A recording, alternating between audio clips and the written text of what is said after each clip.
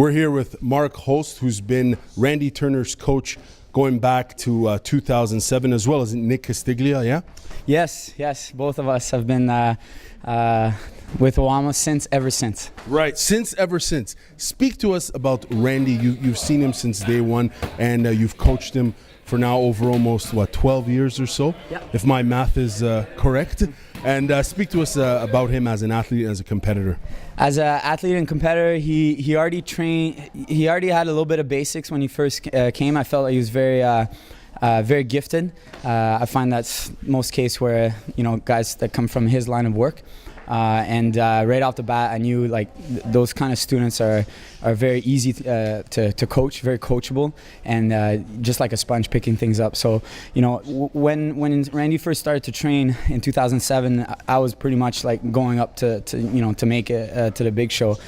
So I was here and there. I was teaching a few classes here and there, and I would always make sure I taught the best of my possibilities. And I would definitely see Randy always putting in the work, coming in and training. And as an instructor, you kind of sometimes see guys come and go, and I always knew from the get-go that Randy would stick it out and be something one day and a fighter.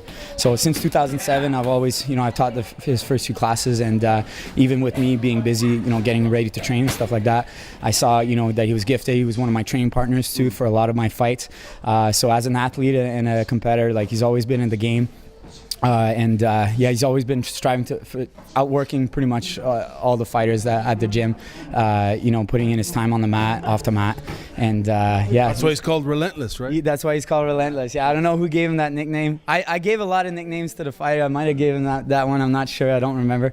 But yeah, just that drive and that go after attitude. Never back down. Never quit. Never go down to fourth gear. He's really switched on and for his training, but also when you see him fighting. And when you see him fighting is very exciting, with Eric Perez, go, Grime, Malcolm, all those guys that he fought and did amazing.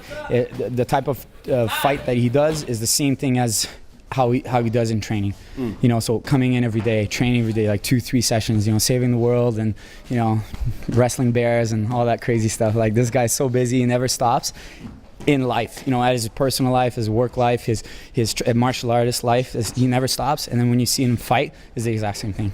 What have you guys been focusing on in preparation for his upcoming fight? A lot of boxing. For my end, I'm trying to take care of his boxing and his striking. To tighten things up, working on some different combinations, different angles, different strategies. I like to keep that stuff to myself. So. But fight's coming up soon, right? So, but yeah, a lot of different strikes and try to be well-rounded. That's what the MMA game's all about. And I definitely see Randy like a well-rounded fighter. I see him almost like a George St. Pierre kind of style. Good at everything, jack of all trades. And he's been working hard his wrestling too, a little bit with me, mostly with the Montreal Wrestling Club, which is phenomenal. And then definitely, we take care of his Brazilian Jiu-Jitsu here. Working some cage drills, but a lot of strikes from my end. Working some different angles, and just being relentless on the pads, relentless, as you guys saw in training. It's always busy, and it's going to be great to see him get back in it. I find from his last fight, bouncing right back to another fight camp, those are the best kind of things. I've done that, many times in my career, and I remember, losing, that one fight and driving me to win 7-8 in a row fights like that. So I can see that happening with Randy. Thank you for your time. You're welcome.